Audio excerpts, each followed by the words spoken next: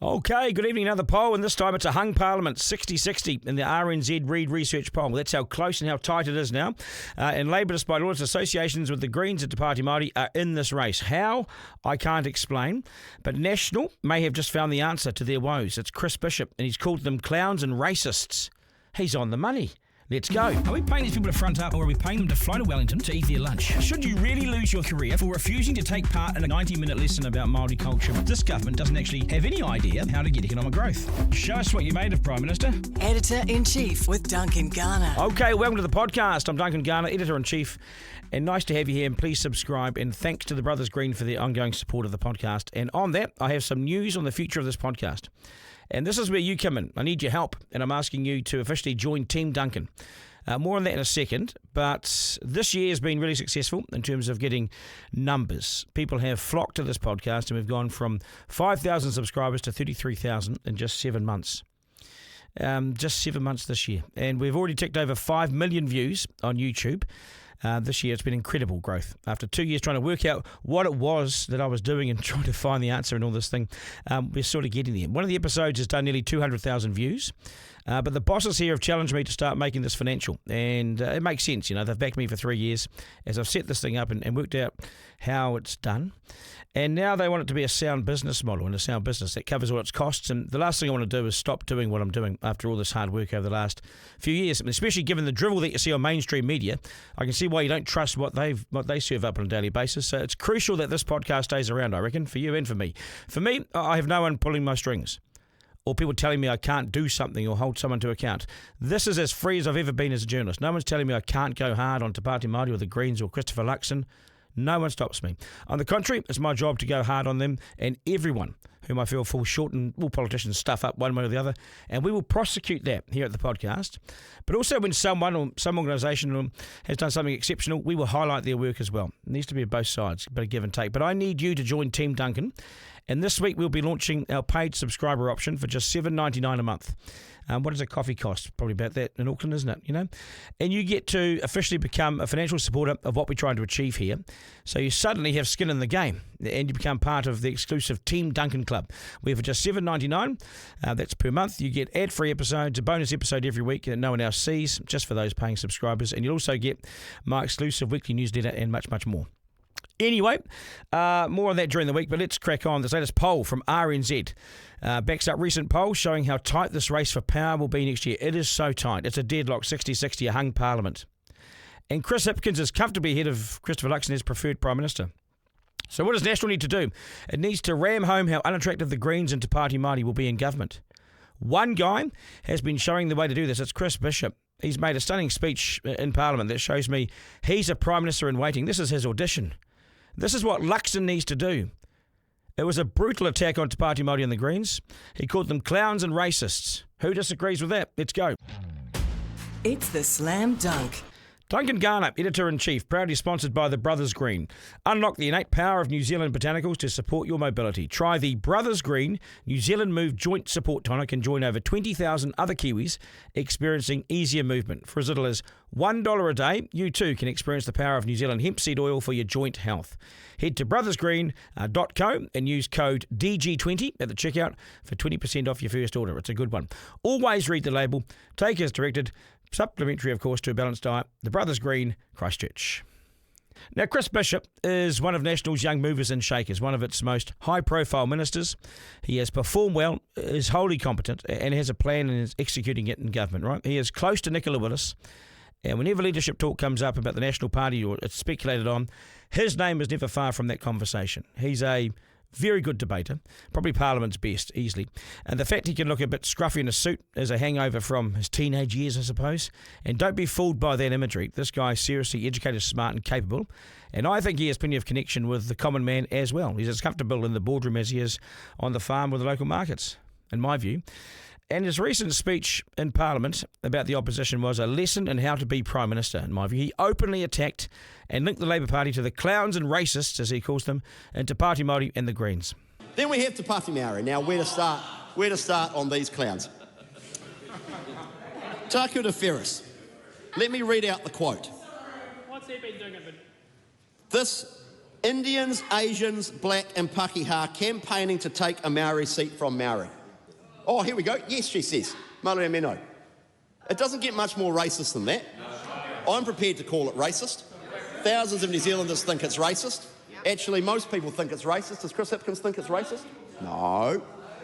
Chris Hipkins, who spent much of the debate over the Treaty Principles Bill calling us racist, he says, oh, no, it's unhelpful to use that term.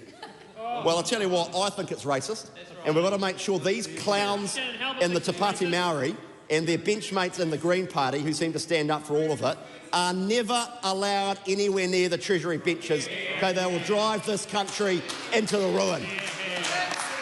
No notes, no prepared speech, just skill and cut through and knowledge and executed so damn well. This is what National needs to repeat.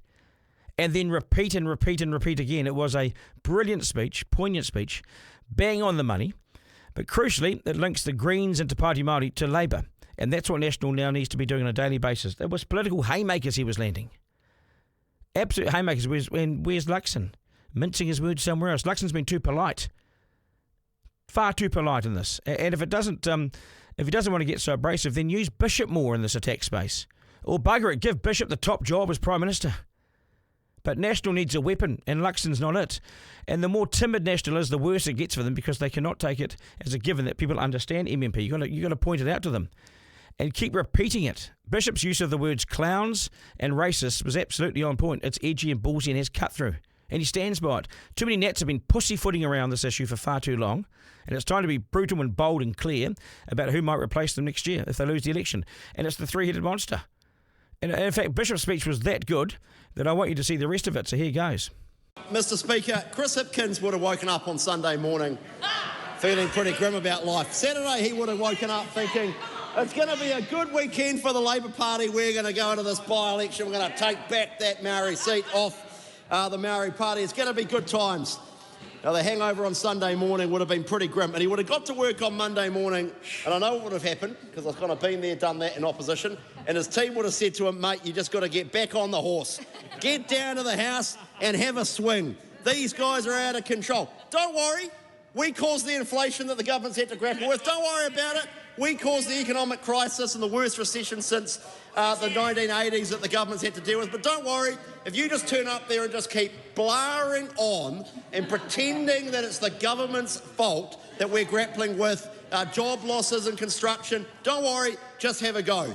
Well, that was a pretty pathetic effort, I have to say, Mr. Speaker. And judging from the looks on the faces, particularly Willie Jackson, who has seemed curiously down in the mouth over the last few days, judging from the reaction of his colleagues, I reckon they were as unimpressed by that as the public were, the Te Tai Tokerau public were on Saturday night. But I want to talk about what a putative Labour Green to Pāti Māori government might be like, because it's been extremely revealing over the last few weeks. Now, Nicola and I have been having a bet about what would be the first economic policy released by the Labour Party. We'd be back and forward. Nicola says capital gains, I say wealth tax. Regardless, they're both going to be stupid policies that will destroy value for New Zealanders. But that's what we've come to expect from the Labour Party. But I tell you what, we did not expect what actually came out from Barbara Edmonds yesterday, which was extraordinary. Having caused the inflation in the first place through reckless spending, the first economic policy from the Labour Party is to drive up inflation again as a good thing. Throw out the Reserve Bank mandate, the 1 to 3% target. We're open to a conversation, says Barbara Edmonds. As one economist said, that is ludicrous, really back to the future. But there's other policies that we've had in the last few weeks. We had poor old Penny, I want to acknowledge and mihi to him for the hard work that he did on the by-election. But I've got to say, some of the stuff that came out during the by-election, mate, that is like really out of left field. Banning gang patches, personal view, expressed as a Labour Party front bencher, contradicted by his deputy leader, and then doubled down on by Penny Ray, bring back the gang patches. Then we had this weird thing about supermarkets, tangata tiriti compliant and involved in this sort of weird thing. And Willie Jackson, his putative campaign manager, senior front bencher, oh no, what we need is price controls. All of which had to be denied by Chris Hipkins, who of course has contradicted. So who is running the show? So it has been interesting to hear from Labour over the last few weeks. It has been a clown show. Then we get to the other clowns from the Green Party. Now, let's leave aside all the wealth tax and all the other crazy stuff. I actually thought the thing that people should reflect on is the actions of Ricardo Menendez March. Because we've had this lawyer who's been going around the place allegedly daubing electorate officers with paint and vandalising them. Now, it's no skin off my nose, that's all good, but I worry for the staff and our officers who work very hard, and also, frankly, the people who want to actually go to the offices and be helped by those electorate office staff. So it's the height of selfishness to do this, putting actually at risk our parliamentary democracy. And what does Ricardo do? Well, he writes a letter to the court, a character reference, for someone who's going around vandalising electorate officers. We are yet to get an explanation from Mr March as to why that is tolerable. I don't think it is, and I think the public deserve an explanation as to why that sort of behaviour is tolerated. And I think it is really unbecoming of a member of the House, and I think it reflects badly on him, everybody else. It was a cracker speech, just what National needs to do regularly in the lead up to the election. I'd do this daily. Just keep repeating it. Someone somewhere will hear it for the first time, somewhere. But when and where is Luxon doing that? He's not. He really needs to, but he's not. I don't think he's capable of being that sort of nasty guy, or that tough guy, or the guy that cuts through the noise. Otherwise, the whispers will just grow and grow. But if that was Bishop's audition for Prime Minister, he passed with flying colours. Should Luxon be nervous? Every single day, I would have thought. Editor-in-Chief with Duncan Garner. Okay, so the Radio New Zealand poll, 60-60, tight as. Hung Parliament, no one governs. It's a nightmare scenario after the election that no one can govern. Will this deadlock break? To discuss all that, and of course, Chris Bishop's speech and his intentions and his colourful language and his cut through is Pollster, David Farrer. David, g'day, nice to see you. Good to be back. Hey, these polls, and I've got you back in here because you know polls like no one else knows polls. It's really consistent now. It's either a hung parliament or it's one seat either way. You know, it doesn't get any tighter, does it? I mean, and I believe it now that it is that tight. Yeah, no, look, you're right, because what is interesting is multiple different polls over 2 or 3 months now have been saying it's either hung parliament or sort of a one-seat majority for either side. Look, a one-seat majority is not much better than hung parliament. When you have a one-seat majority, your stupidest MP is the government's majority. Yes. So, yeah, you and I could name some of those in the past, maybe about fairly Alamein Kopu, I think, was the government majority at one stage. Yes. So, yeah, one-seat majorities, hung parliaments, they're both pretty chaotic. Alamein Kopu, not only was she the one-seat majority, she'd come from the Alliance, from memory. Yes. She'd been taken across from the breakup of the Alliance and the breakup of New Zealand First, I think, and then she'd come across and was propping up the national government. Amazing. Yeah, that's quite funny because I worked in the PM's office at the time, and one of the press secs, I won't name him, a good-looking Polynesian boy, and his job was to go down and have biscuits and coffee with Alamein every couple of weeks to just check she was happy, etc. Yeah, I couldn't name the name. I know who you're talking about. You know exactly who I mean. Yeah, we had him at the press gallery party. Your job description. You're a press secretary for the Prime Minister. You have to go have coffee and biscuits. Well, so the left, if they had a one-seat majority under this scenario, their most stupid MP would be Taku Te Ferris.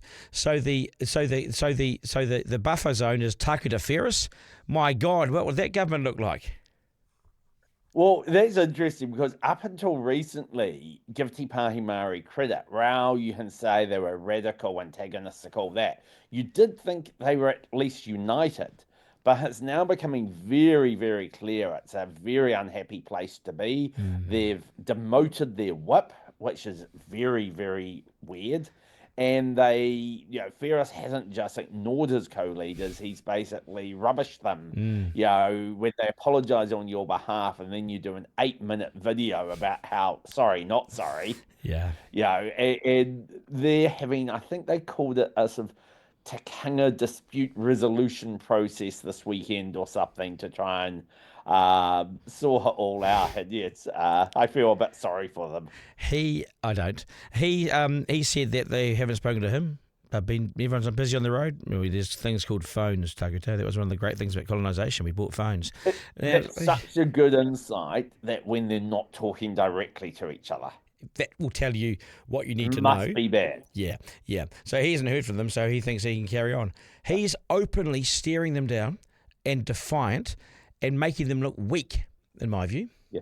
Well, I have heard from sources, and they might be wrong, that there is a wider battle there within Te Pāti Māori where one side is trying to sort of deselect one or two of them to get more loyal MPs for the next. So this might not just be about what he said. This might be there's a bit of a battle for control of the party. And there's always something else, and that makes it even more grubbier, makes it even more divided than we know about, because that would say to me, because he says in that 8-minute clip that every rohi is an individual rohi, which has the same amount of mana and power and everything. So what he's saying is he's his own island and he's his own man, and he's a party within himself in many ways. I try to think of if in the John Key government, a backbench MP got up and said, I've got just as much power or mahi as the Prime Minister, etc. He's not my boss of me. Well, You're right. He wouldn't be the boss of you for very long because you wouldn't be in the party for very long. Well, we've seen that, right? We saw it with Morris Williamson under Bill English when he contested Bill's authority. And there's only one winner. Yeah. It's the leader. It has to be the leadership. Yeah. Well, look, you have to back the leader or roll them. Yeah. There's no in between. You don't undermine them. That just, if you think the leader's crap, start doing the numbers, find a new leader. But just saying, well, no, you can't tell me what to do. No, that's not going to end well. Yeah, so you look at this poll, and so it's neck and neck, if you like, or one way or the other.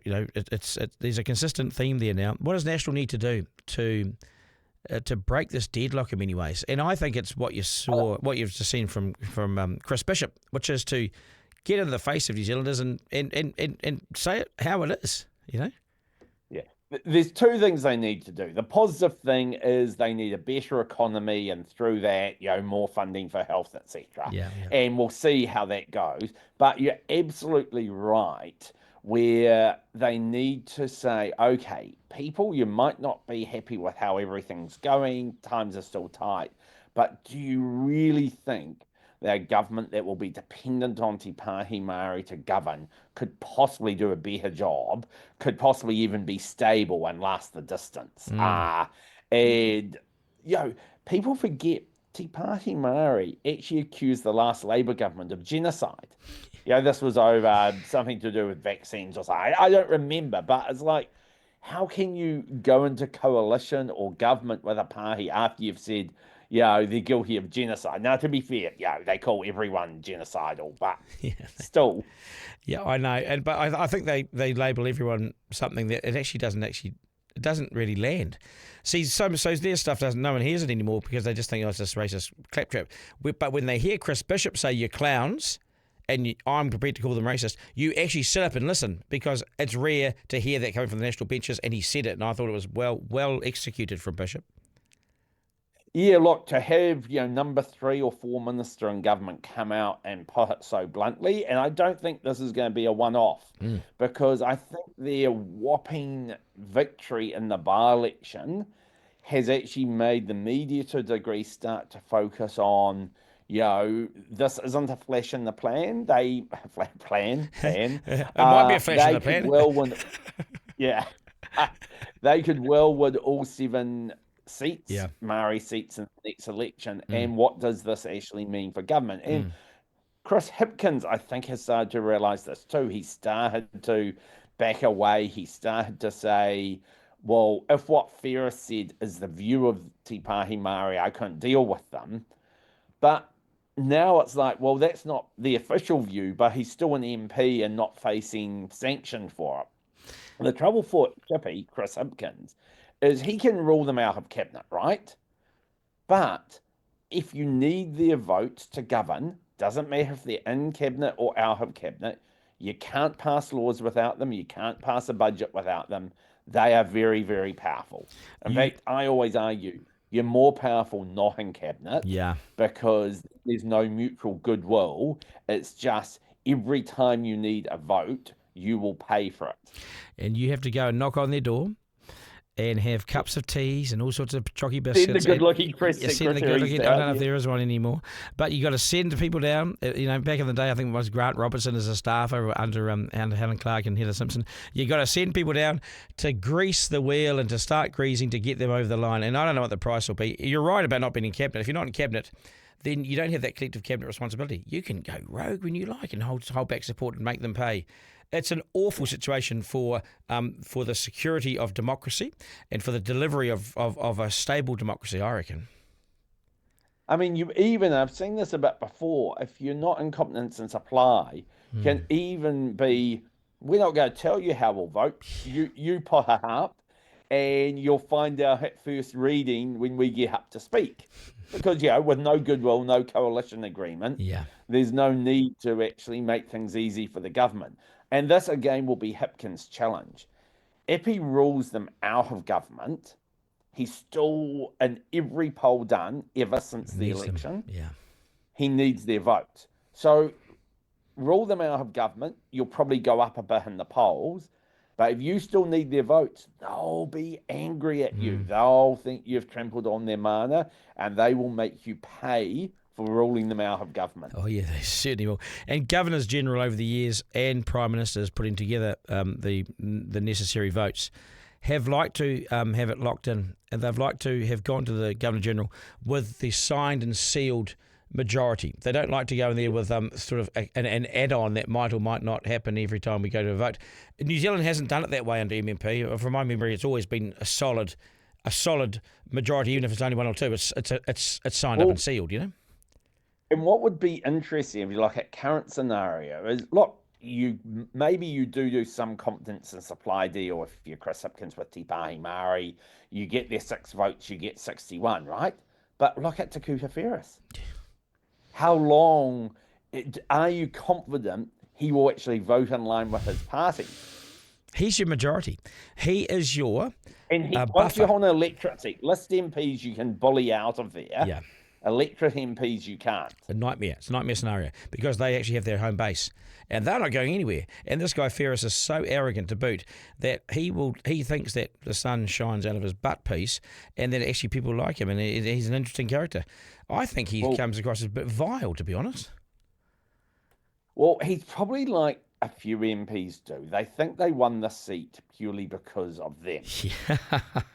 Rather than the party he stood for. Yeah. If he had stood for Labour, would he win that seat? I doubt it very much. Occasionally get people who can win a seat not because of their party, but that's very, very rare. Yeah, that's right. And so here's the battle now, right? And Hipkins is ahead in the preferred PM rankings on this poll. I'm not sure what the other polls say on that front. They oscillate a little bit. Sometimes it's Luxon, sometimes it's sometimes Hipkins. One's ahead, sometimes the other's ahead. Yeah. Fair to say, it's a bit unusual for the opposition leader to be within Kiri. Totally or unusual. Even ahead outside election time. So there's usually leadership talk. Doing quite well there. Yeah, there's usually leadership talk. They're at 5 or 6%, and we're beating the drums to change the leader in the opposition. Labour won't want to go near that debate because they're doing so well without that upheaval. They'd be crazy to get rid of Hipkins. Well, they'd be crazy to rule it out. No, they'd be crazy to get rid of him, but they'd also be crazy to release any policy, because as soon as they start talking about their real plans, it can only go haywire from there. Because at the moment they stand for nothing, say nothing, bland, vanilla, and people are voting for it. What the hell? Well, and it sounds like they're going to do that with capital gains tax, where they are going to have a capital gains tax, but it's going to be something that will impact almost no one and bring in almost no revenue. So it will allow them to say, look, we're being bold and transformational, but hey, nothing to worry about here because no one will actually pay it. Yeah. Do you reckon that Christopher Bishop, after seeing that speech and everything I saw last week, do you think and you've known him for a long time as I have, probably 20-odd years, 30 years, do you think he could be a future National Party leader? Oh, absolutely. Look, there's national, I wouldn't quite say spoiled for choice, but you've got 3, arguably 4 MPs being Bishop, Willis, Erica Stanford, and arguably Simeon Brown, who all, if you say they could be leader in 3-4 years, no one's going to be saying, oh, no, that's crazy. They're all seen as high-performing, credible ministers, etc. Also, to be fair, I'll add on a fifth. If she hadn't been leader before, Judith Collins doing exceptionally well too. But yeah, I don't think they're going to go back to the future, so to speak. So what will be fascinating when there is a leadership vacancy is two of the three contenders are best mates, Chris and Nicola. That they worked as staff together. That's when I first knew them both. Yeah. They're genuinely good friends. Their spouses get on. So they're not going to go into battle against each other. But how are they going to decide it? Do they They're a play ticket, aren't they? eeny, meeny, miny, mo to decide who becomes leader? Well, they're a Not ticket. that's necessarily one of those two. No, but they're a ticket, aren't they? So the public will sort that out because there'll be polls going on. Who do you think should be the? You remember when Grant Robertson and Jacinda both wanted it, and they would be best of friends too. But the polls, the groundswell of people will tell you what they want, won't they? Because there'll be polls, and it might have Nicola at 3, but it might have Chris at 11. So those things they are might, useful. But Raul, we know them quite well. People outside the leaders aren't that massively well known. In the end, unlike Labour, it's the caucus that votes. So I suspect what will more be is they'll take soundings amongst colleagues. Yeah, and again, I'm not talking in the next year. I'm talking when there's a vacancy. And let's see how both their fortunes have gone then, how Erica's fortunes have gone, how Simeon's have gone. The other issue, though, too, is they're both Wellington MPs. Yeah. And I'm not sure National would want two Wellington MPs as leader and deputy. So in 3 or 4 years, the discussion could be one of us will be leader, one of us finance, maybe Erica, Simeon are in there. And, of course, other MPs will have their views. So don't get me wrong, not looking forward to it because, I like stability, but there will be a leadership change at some point, and it's probably one of the most intriguing because generally it's pretty obvious who next leader is. Little was the pretty there was Little versus Grant after David Cunliffe, but Jacinda was the obvious one, Bill English was the obvious one, etc. Chippy was really the only obvious one. He was uncontested after Jacinda went. But yes, National, for people like you and me, it will be very interesting. What about James Meagher? Is he? I don't know much about him, but people tell me that he's pretty impressive. James is very impressive. A bit like with Simon Bridges, people say he could be the first Māori Prime Minister. That is definitely possible. I think the first Māori Prime Minister will be a National MP. James is in Cabinet, or at least the ministry, after 12 months. He gave perhaps the best maiden speech of a generation. The part where he talks about his dad who's in the gallery, it's the first time he's been in the North Island. It made you realise, we talk about privilege, white privilege, this privilege, etc. But wow, now that's a working class family when your dad's never even been to the other island. And James is doing well. He's young though, he's first term. So whether he comes into the mix will be how does he do? Yeah. But when is there a vacancy? If it's in if National lost the next election, would Luxon stick around? Possibly not. So if it's in 15 months, Meagher's not in the mix. If it's in 4 years, James, he could be is there. doing well. And also, I guess they're all going to be pissed at me for talking openly about this stuff. You'll be right. And all that. But James came in the big 2023 intake. Yeah. And often your classmates, as they call them, are very loyal to you. Yes. So if you're talking 4 or 5 years down the track, he will be classmates, as they call it. They have drinks every week together, generally classmates, of that big intake. So Yeah. Yeah, no, I know what you're saying, because you see that right through time with Catherine Rich and Simon Power, and that right the way through. That's interesting. The fact his father had only first time in North Island. This is where Labor gets it so wrong. They think they represent the working class. Some of the most working class politicians I've come across in that place have been National Party MPs with their stories, their backstories. It's absolutely remarkable. Look, I'm a bit biased, but the vast majority of Labor MPs are academics, lawyers, and unionists. And I made the point the other day that you'll remember the days of James Knox or Jim Knox of the FOL and Ken Douglas, who were truck drivers, etc.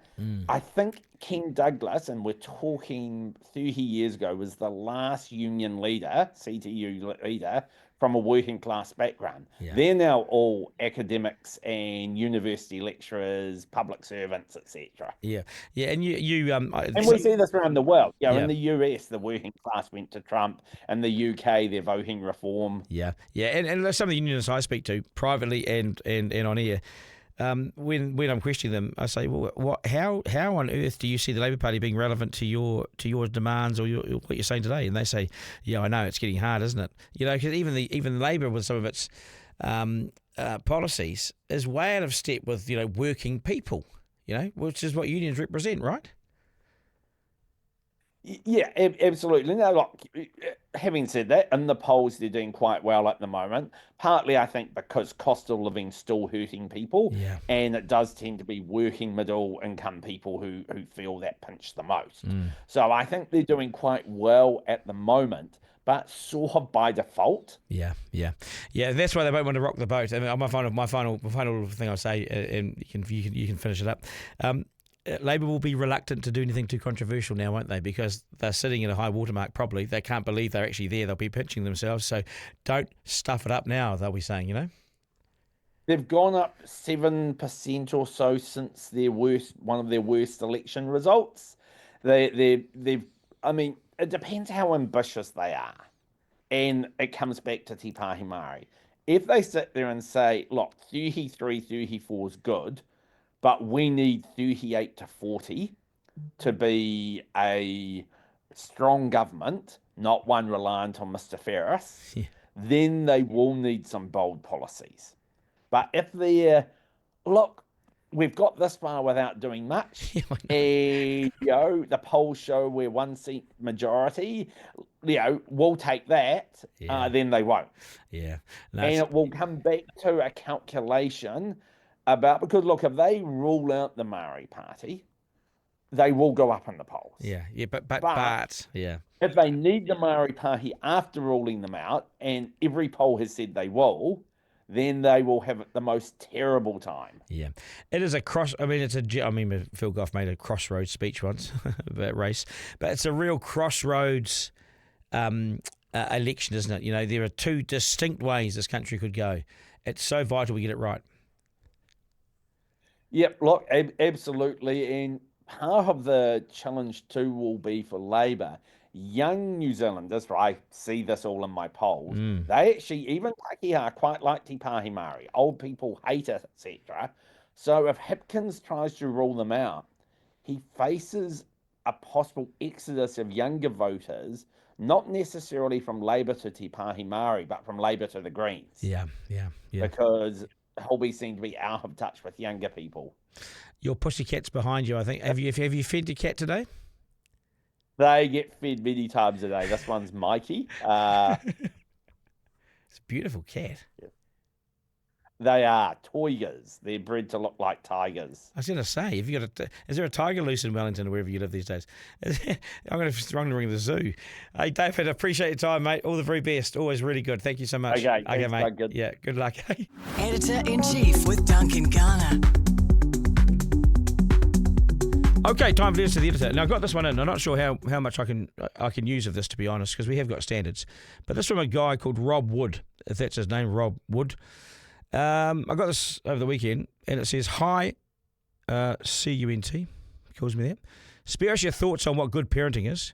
You're not even a man. You're a scab, a vulture preying on the misery of others. You're a fat C-U-N-T. Your kids are probably the same. Fat, overindulgent piglets like daddy. What's your story, Duncan? Oh, you don't have one. Put the pen and fork down, you scab. Thanks, Rob. So that's probably one of the more delightful bits of feedback we got over the weekend. I sent Rob back something that sort of similar to meet his tone. Yeah. What a complete arsehole. What a total dick whacker that guy is. Anyway, Duncan, with your years of experience in the political sector, what do you see happening in New Zealand politics with the Māori Party? To me, it looks like everyone is too scared to say anything. Graham, too late. Chris Bishop just called them clowns and racists. I think you'll agree with that. Some people are too scared to call them out because and including the New Zealand media, who I think fear being labelled racist. Never fear being labelled what someone else is. They can you only have a tough hide, tough skin. You can throw all the shit at me that you like, but you've got to stand by your own truth. And I think the Māori Party have completely become a racist party. And the Greens support them, so they are too. Okay, that's us. Thanks for your feedback and all your contact, of course. You can get hold of me, Duncan at rover.nz. Don't forget, please subscribe by hitting the button right here. And also, this week we're going to launch a paid subscription model or service as well, so you get extras on there, $7.99 a month. But keep listening to the podcast. We'll give you more details as the week goes on. To my team, Brody Lockie, the boys out in the old Goldfish Bowl, thank you for everything you do, getting this thing to here. And we'll do it all again, of course, tomorrow. Remember, life's no dress rehearsal, no curtain raiser. This is it. We live in one of the best places on earth, so get out and enjoy it. Don't worry about the clowns and the racists. They'll always be here, but hopefully not in power. I'll catch you later. Editor-in-Chief with Duncan Garner. Thanks for listening to this episode of Duncan Garner, Editor-in-Chief, sponsored by the Brothers Green. Feed your gut what it needs. Digest Gut Health Protein Powder supports natural digestion and gut health. Made with premium Canterbury-grown hemp powder and a unique blend of active kiwifruit enzyme powder and kiwifruit skin extract, offering natural prebiotics and a nutrient-rich profile to complement a balanced lifestyle. Head to brothersgreen.co and use the code DG20 at the checkout for 20% off your first order. That's a good deal. Always read the label. Take as directed. Supplementary, of course, to a balanced diet. The Brothers Green, Christchurch.